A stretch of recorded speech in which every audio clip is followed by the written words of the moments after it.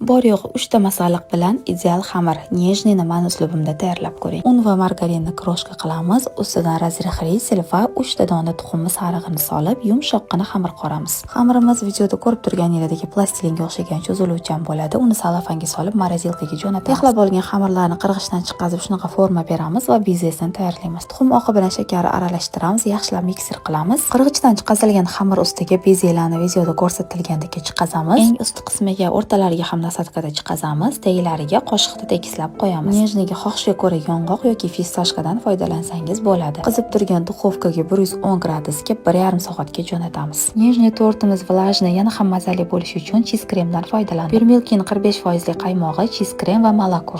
Qattimgina krem tayyorlab olamiz. Bezelari qarsildoq bo'lib pishib olgan korjlarimizga ko'p-ko'pdan cheez krem suramiz. Videoda ko'rsatilgan ketma-ketlikda yig'amiz. Eng ust qismiga ham ko'pgina krem suramiz. Qo'limizda tekislaymiz. Nejnimiz yana ham chiroyli ko'rinishi uchun kremimizni ozgina suyultirib chetlaridan oqizamiz. Ustiga ko'pgina fistashkali sepib 1 soatga xolodilnikka jo'natamiz. So'ng kesib dasturxonga tortamiz. Ideal ta'mga ega sotubob nejnimiz tayyor. Albatta siz ham shu usulda tayyorlab ko'ring.